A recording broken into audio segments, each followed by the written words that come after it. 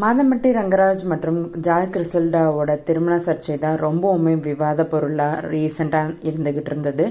Joy Crizildaa ஏகப்பட்ட முறை court மற்றும் காவல் நிலையத்தை அணுகியிருந்தாலும் நிறைய பேட்டியும் கொடுத்துருந்தாங்க. இந்த மாதிரி ப்ரெக்னென்ட் ஆனதுக்கு அப்புறம் தான் மாதம்பட்டி ரங்கராஜ் என்னை பிரிந்து போயிட்டாங்க அப்படின்னு சொல்லியிருந்தாங்க.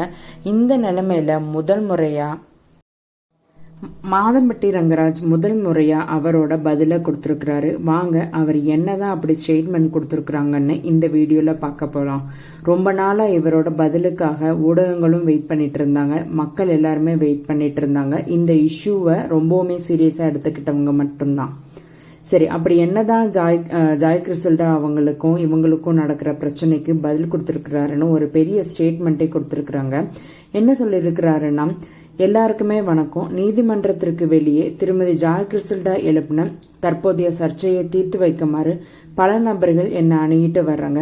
நீதித்துறை செயல்பாட்டில் எனக்கு மிகுந்த நம்பிக்கை இருக்குது என்றதையும், சட்டத்தின்படி உண்மை நிலைநாட்டப்படும் இந்த சர்ச்சையை தீர்க்க நான் மாண்புமிகு சென்னை உயர்நீதிமன்றத்தை அணுகியிருக்கேன்றதையும் திட்டவட்டமாக கூற விரும்புகிறேன்.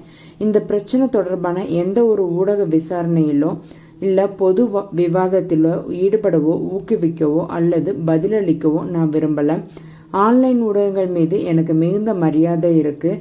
நடந்துட்டு வர சர்ச்சை குறித்து எந்த கருத்துக்களையும் அனுமானங்களையும் வெளியிடுவதை தவிர்க்குமாறு அனைத்து ஊடக நிறுவனங்களையும் நான் பணியோட கேட்டுக்கிறேன் அப்படின்னு இருக்கிறாரு.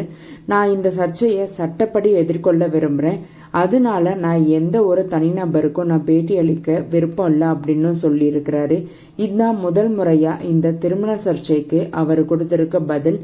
பொறுத்திருந்து பார்க்கலாம் என்னதான் நடக்க போகுதுன்றது.